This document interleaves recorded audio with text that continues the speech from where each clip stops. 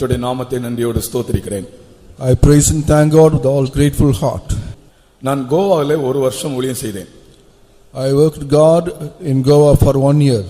கோவா என்பது போர்ச்சுகீசிய பாரம்பரிய நிறைந்த இடம். And it is a traditional place of Portuguese. அங்கே ஜனங்களுடைய பழக்க வழக்கங்கள் நடைமுறைகள் எல்லாம் வித்தியாசமாக இருக்கும். And the habitual and everything of the people will be different. Goa என்பது ஒரு கத்தோலிக்க பாரம்பரியத்திலே பல வருடங்களாக ஊறி வளர்ந்த ஒரு இடம் என்று சொல்லலாம். We can call the Goa as a place with a traditional Roman Catholic origin. பக்கத்திலே ஆலயங்கள் இருப்பதை காணலாம். And we can find many churches are very closely located. Christmas நாள் அன்றும் துக்க வெள்ளிக்கிழமை அன்றும் அங்கே நம்ம இங்க இந்த பக்கத்துல எல்லாம் காணாத வித்தியாசமான அனுபவங்களை அங்கே பார்க்கலாம். During the Good Friday and Christmas we can find something different where we cannot find in these places. அவர்களுக்கு முக்கியம் என்னவென்றால் குடிப்பதும் dance ஆடுவதும். The important thing for them is to drink and dance. Christmas என்றாலே அங்கங்கே போர்டு வைத்திருப்பார்கள், Christmas eve dance. And in Christmas they have each board calling that Christmas Eve dance. Christmas eve dance ன்னு சொல்லி அங்கங்கே board பார்க்கலாம். We can find the boards showing that Christmas Eve dance. கூடிய மட்டும் அவர்களுடைய ஒவ்வொருவருடைய வீட்டிலும் டான்சிங் ஹால் இருக்கும். And almost in everybody's house will have a dance hall.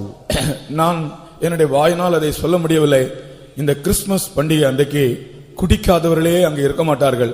அனைவரும் ஆண்களும் பெண்களும் குடித்து வெறித்து இந்த நாள் அவ்வளவு பரிசுத்தமான நாள், அவ்வளவு அருவருப்பான நாளாக காணப்படும்.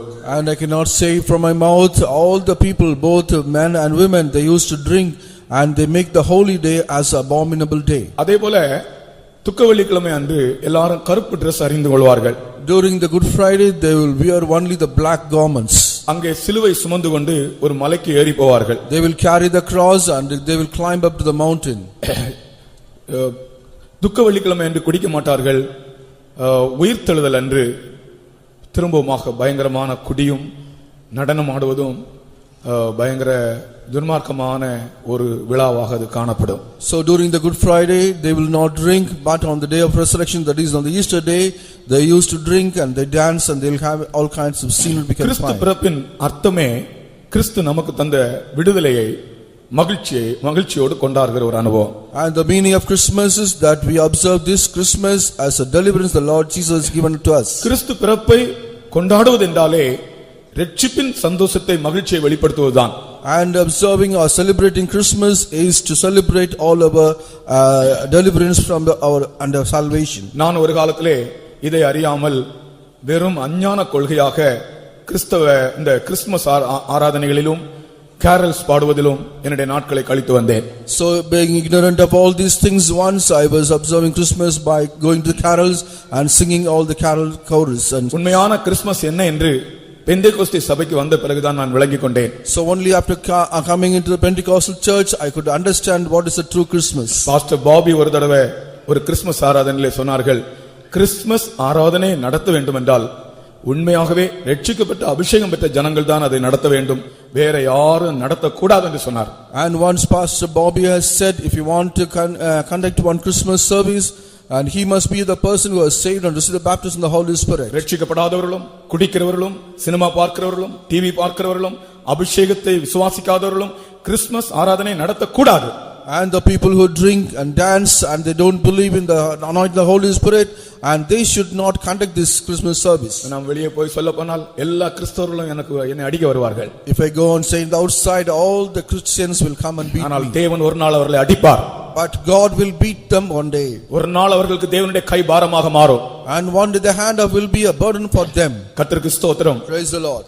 கிறிஸ்துமஸ் தாத்தா என்பது வசனம் ஆதாரம் இல்லாத ஒரு காரியம். And Santa Claus there is no base for this word in the word of God. Christmas தாத்தா வேடம் போடுவது வேத புத்தகத்தில் எந்த வசனத்துக்கும் ஆதாரம் இல்லை. And there is no base in the word of God to have this Santa Claus. பாபிலோனியாவில் இருந்து கத்தோலிக்க சபைக்குள் புகுந்து உலகத்திலே வெளிப்பட்ட ஒரு அஞ்ஞான கொள்கை. And from Babylon it entered into the Roman Catholic Church and it became as a habit of the other people. நீங்கள் யாராவது கிறிஸ்மஸ் தாத்தா வேஷம் போடுகிற ஒரு இடத்திலே இதனுடைய அர்த்தம் என்ன என்று கேட்டு பாருங்கள், You அவர்களால் சொல்ல தெரியாது. Just ask the person who had the Santa Claus experience, they cannot explain about that. அது பாபிலோனிலிருந்து வந்தது. It has come from Babylon. அதே போல கிறிஸ்மஸ் ட்ரீ, அதையும் கூட வேத புத்தகத்தில் எந்த ஆதாரமும் நாம் காண முடியாது. Like that about the Christmas tree, we cannot find any basis in the word of God. எந்த ஆதாரமுமே இல்லை. There is no basis in the word of God. Christmas ட்ரீக்கு பிறகு அதுக்கு பின்னாலே ஒரு ஸ்டோரி இருக்கிறது. And behind this Christmas tree there is a story. அந்த story வெறும் அது பாபிலோனிலிருந்து வந்த ஒரு கதை. And this story has come from Babylon. அது எப்படி கிறிஸ்தவ சபைக்குள் புகுந்தது என்று தெரியவில்லை. And we do not know how did it enter into the Christian church. ஒரு நாள் ஒரு சிஎஸ்ஐ காரங்களுடைய வீட்டுக்கு போனேன். பெரிய ஒரு கிறிஸ்மஸ் ட்ரீ வைத்திருந்தார்கள். நான் அவர்களோட என்னை ரொம்ப அன்பா கூப்பிட்டிருந்தாங்க, எங்க வீட்டுக்கு வாங்க அப்படின்னு. சுவிசேஷம் சொல்லலாம் என்ற நோக்கத்தோடு தான் போனேன். அங்க போனால் கிறிஸ்மஸ் ட்ரீ இருக்கிறது. In order to declare the gospel, they had a big Christmas tree in the house. கர்த்தருக்கு ஸ்தோத்திரம். Praise the Lord. அவர்களிடத்தில் கேட்டேன், இந்த கிறிஸ்மஸ் ட்ரீயுடைய அர்த்தம் என்ன என்று கேட்டேன். And I asked them, what is the meaning of the Christmas tree? அவர்கள் சொல்கிறார்கள், எல்லாரும் வைக்கிறாங்க, நாங்களும் வைக்கிறோம். And they said everybody is keeping it, also வைக்கிறாங்க, keeping. நாங்களும் வைக்கிறோம். கிறிஸ்மஸ் ட்ரீயுடைய அர்த்தம் உங்களுக்கு யாருக்காவது சொல்ல முடியுமா? Can anyone of you explain about the Christmas tree? Absolutely, அது பாபிலோனிய ஒரு பாரம்பரியம். It is absolutely a custom of the Babylonians. அதற்கு பிறகு அதை ஒட்டி ஒரு கதை இருக்கிறது. அதை கதை ஒரு அருவருப்பான கதை. And there is a story behind it. It is very abominable. ஆனபடியால் இது ஒரு பாரம்பரியமாக, ஒரு வழக்கமாக மற்றவர்களை கண்டு இவர்கள் படிக்கிற ஒரு காரியமாகத்தான் இந்த நாட்களிலே அது காணப்படுகிறது. It is a routine thing. By seeing others, they are observing and they are keeping it. ஆனால் கிறிஸ்மஸ் என்பது உண்மையான ஒரு அர்த்தமுள்ள ஒன்று. But Christmas has got a real meaning. கர்த்தராகிய இயேசு கிறிஸ்துவின் பிறப்பை நாம் நம்முடைய ஜீவியத்திலே ஆவிக்குரியபடி ஆசரிக்க கடனாளிகளாக இருக்கிறோம். So we are indebted to experience the true Christmas in our life.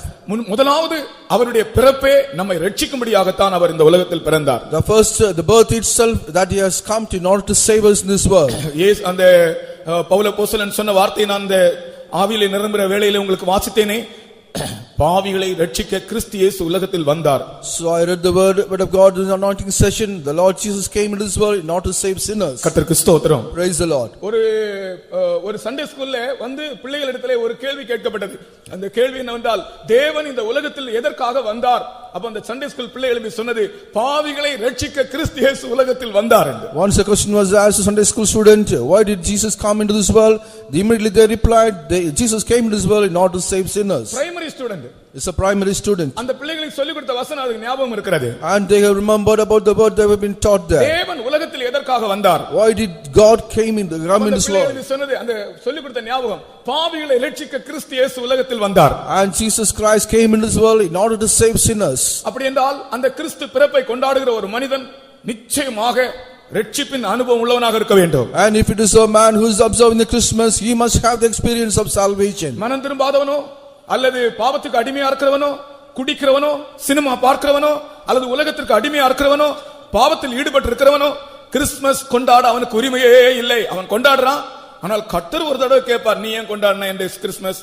நீ என்னை ரட்சிக்க, என்னை ஏற்றுக்கொள்ளவில்லையே, பாவத்திலிருந்து விடுதலையாகவில்லையே, பாவியா இருந்து கொண்டே நீ ஏன் கிறிஸ்துமஸ் கொண்டாடினா என்று தேவன் ஒரு நாள் கேட்பார். மனுஷன் யாராவது கேட்கவனா அவனை அடிக்க வருவாங்க. And if a man is a sinner and he has not been saved, he has no chance that he cannot observe Christmas in a right way. கர்த்தருக்கு ஸ்தோத்திரம். Praise the Lord. எனக்கு இந்த கிறிஸ்மஸ் பற்றி ரொம்ப சந்தோஷம் உண்டு. So I am very much happy about Christmas.